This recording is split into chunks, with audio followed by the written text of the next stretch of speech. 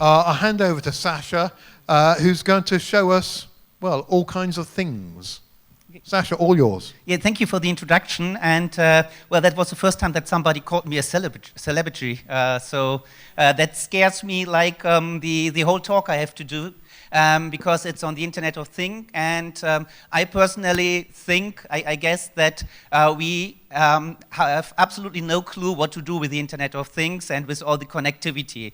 So that's the reason why I do this talk, to somehow inspire you to get rid of all these concerns and to ditch your constraints and to think on new strategies, how to innovate and how to create something more useful for your customers and clients. That's the purpose of this talk. Because if you think about the history of the Internet of Things and of these all connected devices and gadgets, that's around since more than 30 years. Some people say the ATMs are the first sample of the Internet of Things, of connectivity of everyday devices. Some other people think home automation started in the 17th of the last century, might be the first trial of Internet of Things. Others say the first connected vending machine from 89 in the last century. All these things are somehow the starting point of connectivity of everyday devices connected to each other. And the strange thing about that is, if you have a look at this fridge here, which is invented by Electrolux in 99, that this is still nothing people really like to buy. Do you know anybody who really owns a connected fridge, a smart fridge? I don't know anybody, and this is in the market since decades. So I think we are quite bad in the value proposition. What we promise the people, what they get, it does not just simply not work out. We have to change our strategy. We have more to start with the question why. Why should anybody in the world buy what we are doing? Why should anybody in the world need our products, really likes to use our products? And even if you talk to your developers in your team, ask them, would you buy what you're currently developing? Would you buy that on your own? Especially if that's a consumer product. And I bet most of your developers, they won't buy it. It's maybe just too expensive, too complicated. And this is something we have to think about. We have to change. We have to think about how to target the majority of the people, not just the early adapters, the people who are willing to use technology for its self-purpose. We need to target the real consumers. That's one of the issues we have, because we always think about technology, and I guess most of you think about business, but nobody thinks about the need, the demand, the purpose of the stuff we are developing. And if you see that slide, I guess you understand what I mean. It's because it's just too complicated right now. We have to make it easier. We have to simplify that. And we have to keep in mind all the concerns the consumers in the end have, because the consumers don't really get the purpose of all this connectivity, of all this Internet of Things stuff. But that's the case since hundreds of years. Every time somebody new was invented, the people scared this new invention. For example, when the train was invented in the 1830s of the second last century, the people thought if you're traveling more than 20 miles per hour, you will somehow get crazy, and if you travel more than 30 miles per hour, you will suffocate to death. So that was something not only the regular users, the regular consumers thought, even doctors said so. And we have to deal with these concerns. We have to understand why what we are doing, this connectivity of all this stuff, is something which is somehow magic to the people. Even if Edison did invent the light bulb, the people thought he's a wizard, because that was something they couldn't understand. There's a light going on and off. That was magic to these people. And this will be the case for all these connectivity we are doing right now. For example, Google calls that the physical web, and that means that we turn around the paradigm. We don't try to get the everyday data into the computer, into the internet anymore. We try to do it the other way around, vice versa. We try to get the internet into everyday devices, like toothbrushes, egg boxes, as mentioned, fridges, toilet paper, printers, and whatever you can imagine. Everything will be somehow connected. And we need to deal with this. We need to this idea of everything that can be connected will be connected. And the way I do that is the way I do, explore this world, because if you don't do it on your own, if you don't explore that, you will not understand it. That's my honest opinion. I think if you just talk about the technology, and if you talk about the business cases, then it's somehow overbearing, because then you talk to your customers about solutions you don't understand. You can't go to a customer anymore and say, you have an issue and I have the solution for you. That's not the truth. You need to talk together with them and to develop new ideas. And to do so, I think you have to explore these capabilities and possibilities, all these opportunities. And that's what I do in my spare time. I play a lot with my family, with my kids. I try to build prototypes. I try to try out all these possibilities, all these technologies. And therefore, I have a bunch of devices with me always to figure out what can I do, how can I do it, how does it feel? Because besides the business cases, the technology, the use cases you have, also the user experience, the joy of use, the joy is very, very important. And as mentioned, I always have a bunch of devices with me. I have my personal construction kit, because I like to develop ideas on the fly together with customers and partners. I guess that's very important, because if you have just a rough idea, you need to experience this idea to understand if it's feasible and if it's worth to spend more time on developing it further.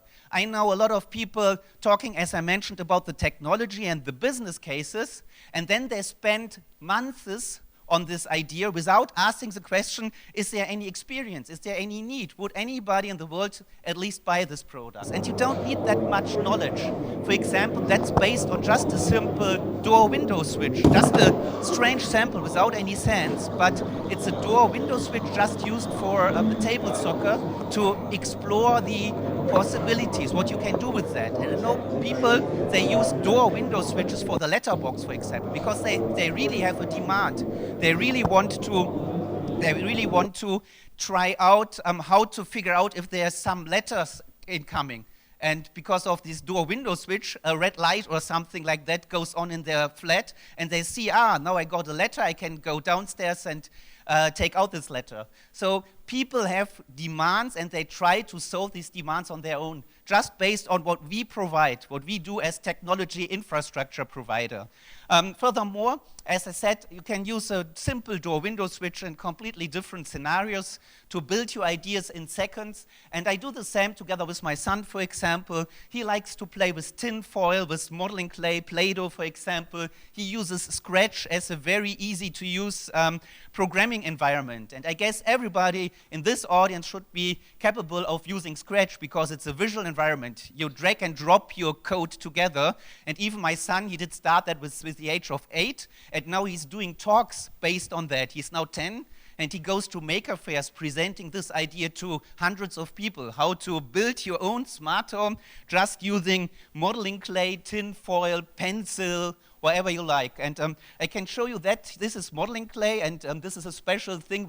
We somehow have a small bakery at home. We cook that on our own. And this is, for example, conductive, and hopefully it will work. And you see, usually it should work, and you see the light goes on because of this conductive modeling clay. And you might ask, what's the purpose of that? It's to lower the barriers, to just start doing things, not just chatting around, just start doing things, and providing the partners and developers the technology to create own ideas, to fulfill their own idees, to fulfill their needs. Developers.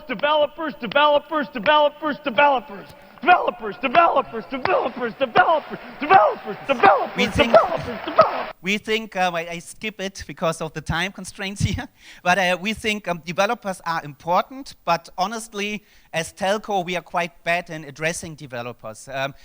Even we don't understand who are the developers, and the time has changed. Developers are not the typical coding guys anymore. Mostly everybody can be a developer. Designers, makers, do-it-yourself people, everybody can be a developer as long as he has a real need he wants to fulfill. That's the challenge. We have to address people who have needs, who want to create new scenarios, and therefore we have to provide these people the right technology. And if we do that the right way, these people they consume our services, they turn into prosumers because they consume our services and they produce something new on top of that. So we can together monetize that. So that means some of the consumers we have, which buy, for example, our smart home solutions, some of these consumers, they turn into developers because they have special needs. And then we can think about these needs, these solutions, if they are worth spending more time to provide this to all consumers. That's the way we like to work in our department, and therefore we decided to go the open source way. We think it's much more effective to open source software and to find partners which like to join your alliance, to work together with you, to build something new on top of that. Because as a telco, providing a smart home platform, infrastructure, and a white label product like KVCon, it's hard to stand against companies like let's say, Amazon or whatever. We think it's good to have an alliance, to work together and to open source your solution. So everybody can join your alliance, and this gives you much more power. Furthermore, we think it's important to join conferences, events of every kind. For example, that's a hackathon provided or organized by BSH.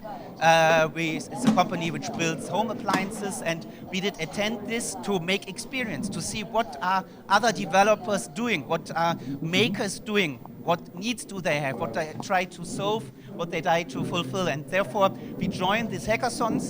Best part of that, sometimes we win these hackathons as well, but we make a lot of contacts to regular consumers. That's, for example, retrofitting a blender, where we add some sensors to turn it into a more intelligent, into a more smart device.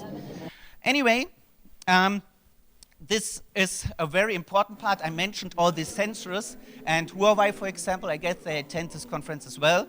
They expect there will be 2 million new sensors each hour starting 2025.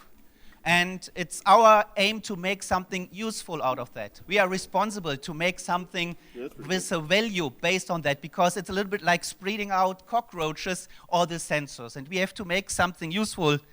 Maybe we can put it into cows, for example, all these sensors. And the farming industry is already working great because they can measure the benefits. It's very easy to find scenarios worthwhile to invest for the farming industry. But measuring a cow is just one part of that. And as you remember, I did start with the Lakeshore Strangler, with a more or less scary slide. Because if you think one step further, people like to quantify, they like to measure a lot of stuff. And this is a pacifier measuring your baby, for example. It's very much the same idea like the cow. It measures the temperature and whatever, but it's based on your kid. I think it's scary.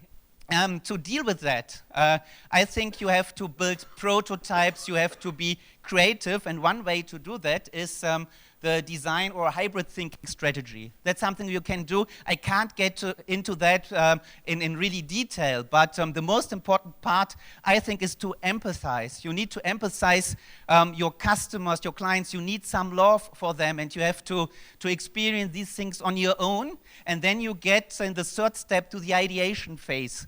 And the ideation phase is the most complicated and most challenging part, because you need to be very creative. And getting creative, turning into somebody who is creative, means you have to get out of your box. That's the challenging part. For example, this is a standard jigsaw, how to connect these 9 dots with just 4 strokes without picking up the pen. That's just one challenge. And if you think about that, most people come to no solution, and some people, they figure out you have to get out of this grid. That's the challenging part. You have to get rid of your constraints you have in mind, because most people think you have to stay in this grid, but it's nowhere written. And the standard solution therefore looks like that. But the question is that the only solution? Because nowhere is written that you can't use a very thick pen, for example. You could use a pen that thick, or you can bend the paper, and so on. So you have to get rid of all the constraints of all the prerequisites. That's the challenging part. You have to see things the other way around. It's called the headstand technology. To ask yourself what's possible in a wired or in an odd way. And to get to this point, I think you need to create lighthouses. You need to create prototypes of a value. That's important to get a feedback, to prove your idea, you prove your concept. And this is very important.